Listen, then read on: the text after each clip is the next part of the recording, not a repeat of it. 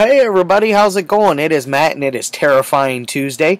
I hope each and every one of you are having a great morning, evening, dawn, day or dusk, all that wonderful stuff. I love seeing all your new faces here, especially the old faces as well. Hopefully you're loving to see mine. Anyways, do please like, share, and subscribe, guys. And all of you people that are new here, or any of the old faces that don't know, always look in the description box. You'll always get a basic synopsis, cast and director, and the runtime of the copy I am watching, as well as the rating for it. There will be a couple of trivia things on there if I find anything worthwhile. And there's always, unless it's a once in a rarity. I forget which one it was. It was oh shoot, I spit on your corpse, I piss on your grave on that one. For that one, that was the only movie I never found a trailer or a clip for. I mean, I did find a clip, but I wasn't going to post it. Anyways, that's neither here nor there. Let's move on to the movie of the day, though. Today's is a very interesting one. It's one that I recently upgraded to a new Blu-ray, and boy, am I glad I did, because this one is so crisp and pristine, and it looks so nice on this Blu-ray. Kino Lorber did a smash-up job on it. It's definitely one. I've watched it twice now since I've already got it, just because I was so impressed on their presentation of it, and plus I just like this movie in general. I think it's a fun little cannibal flick, one that is a part of the UK Video Nasties BBFC's banned list. So I believe it was on section 1, if memory serves me correctly. It was there along with Cannibal Holocaust and Cannibal Ferox and Cannibal Man, and I'm trying to think the other Cannibals, I think, was the other one, which is just a terrible movie. But the European UK BBFC Video Nasties Witch Hunt was something else. The stuff they went after was just bizarre, and some of the stuff that they didn't go after is weird as well. Like there was no rhyme or reason really to it, in my opinion. Anyways, this one came out in 1980, so it is 40 years old. This is an unrated copy, and this runs at 1 hour and 36 minutes. So it is, as far as I know, it is completely uncut. I know this one has suffered a lot throughout the time, just because it's been on that Video Nasties list. I know over in Europe, it's probably still heavily censored. Why, I still don't understand. Other than it deals with cannibalism, but it's not anything that I feel is jaw-dropping to the point to where it needs to be censored, and like one of those kind of things. Even though I don't believe in censorship whatsoever, I think censorship is the devil. So do please keep that in mind. Anytime you see me with any of the movies that I watch, I will try to get the most uncut, uncensored release that there is, just because I don't believe in censorship at all. It shouldn't exist. Alright, now this one, like I said, it's running at 1 hour and 36 minutes.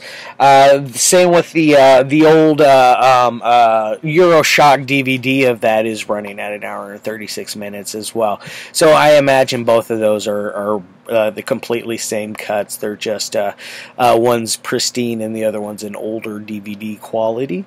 This stars John Saxon. I'm just going to go ahead and get it out here for you guys so you can take a gander at it. It's none other than Cannibal Apocalypse. Like I said, it stars John Saxon right there in the middle, who you should know him from. There's Enter the Dragon. He was in Nightmare on Elm Street, Black Christmas, etc., etc. The guy does, you know, he's no slouch when it comes to acting. The guy is a man, a myth. He's not a myth, he's a legend. Anytime I see his name attached to something, chances are I'm going to check it out. And then we got Elizabeth Turner's in here playing his wife. She's Cannibal character that's not really really used a whole lot. She's in it probably for a total of maybe 15-20 minutes, if that. I'm leaning more towards the 12 to 15 minute mark, but she plays John Saxon's wife. We have John Morghen in here, who is none other than Giovanni Lombardo Radice. He ran under the name John Morgan for a lot of stuff, American-wise, because a lot of Italians did that. A lot of European and foreign directors that wanted to get domestically released here in the States, they would often change their name to or run it under a very, very corny name that would not normally push somebody away, because a lot of people are not open to doing foreign film, which is a very sad thing, because this is very much an Americanized Italian film. This is not you're not going in gonna watch Satyricon or fucking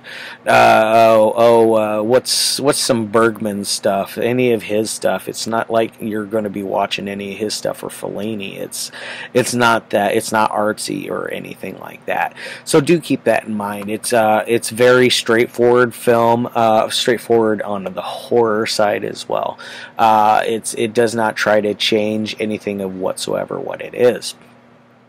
Who do we else? We got Cindy Hamilton in here. She plays one of the ladies that later turns into one of the cannibals, because basically if you get bitten by these guys, you turn into a cannibal later on.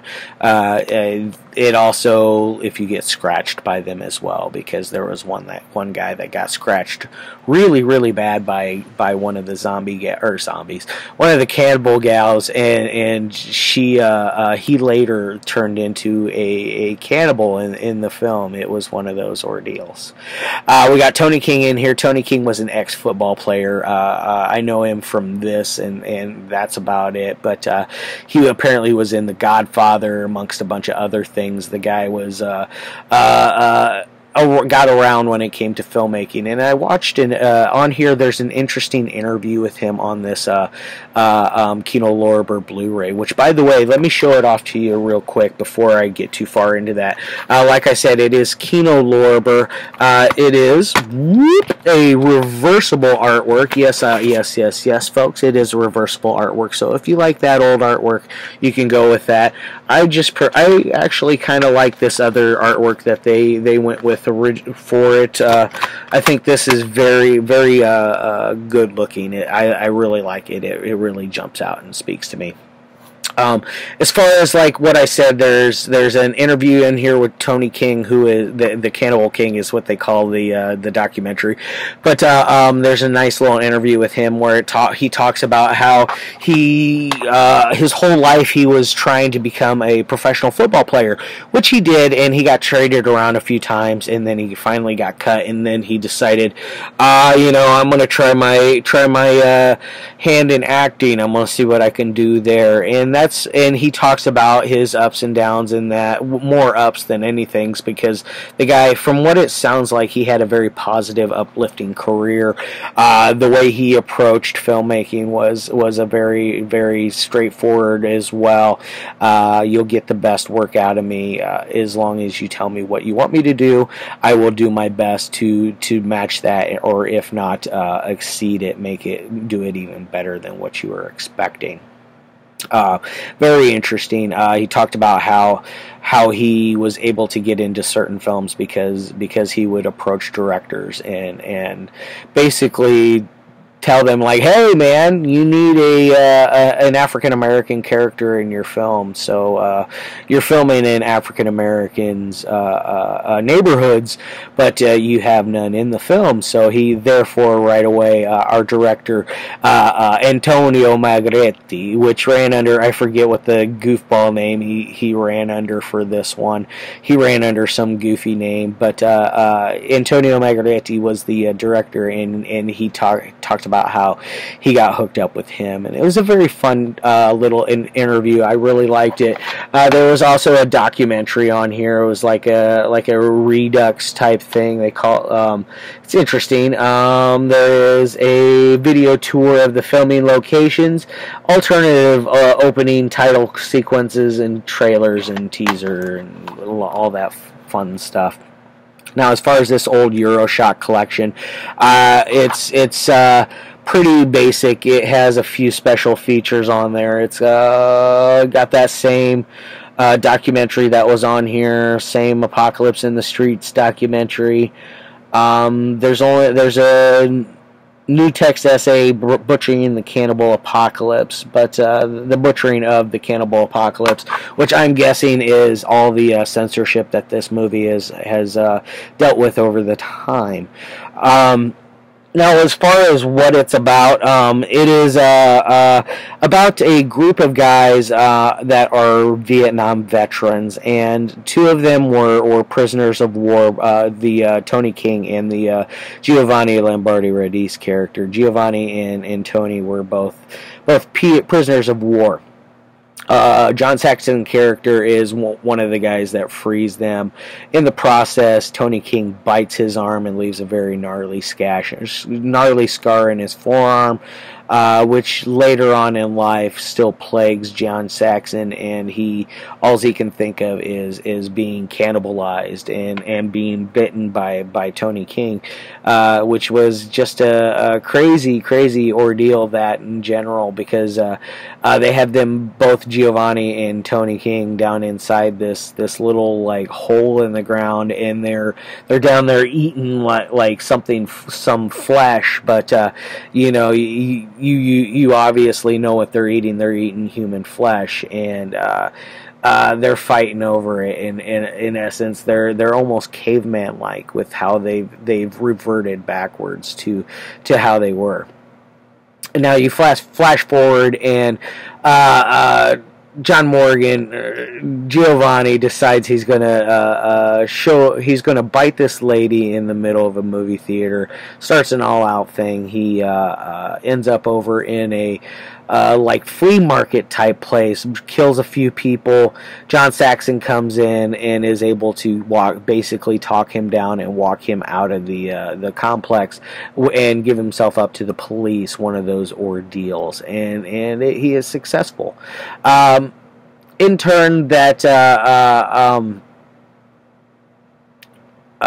John Saxon's character is still plagued with everything. At one point, there's a neighbor girl that comes over, and he bites her. You don't see it, but he definitely talks about it, and she's very weird about it. She's like, "Oh, I've never been bitten like that before," basically alluding to the fact that she liked it. Now, the premise of the cannibalism: if you get bitten or scratched, you become a cannibal yourself. So it reminds me a lot of like the Crazies, or just anything zombie related. Or there was one other movie I was trying to think of off the top of my head, Rabid. If you've seen Rabid, that old 70s flick, I believe, is when that one came out. That's a classic, by the way. If you guys haven't seen Rabid, go search it out. It's worth the watch. But it is kind of similar in the same style, about how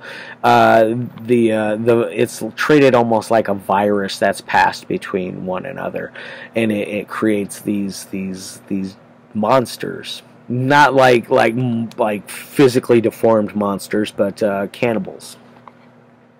Now, as far as like any kind of ratings go for this one, I would before I get too far into that, I almost forgot. The rest of the story is basically following John Saxon's character about his ups and downs through what he thinks is what he needs to do in the process of this. He ends up going and breaking out both Giovanni and Tony King's characters, and there's a nice little sequence that is in the sewers that is very, very cool. Awesome shotgun blast scene. There's some flamethrower stuff.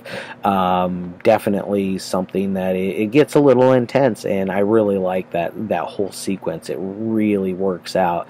And then the very finale of the whole film, it's just like, wow, that's I didn't see it coming. But you could see part of it coming, but not the second half of it, and not my opinion. Not anything that involved the wife. I didn't see that coming.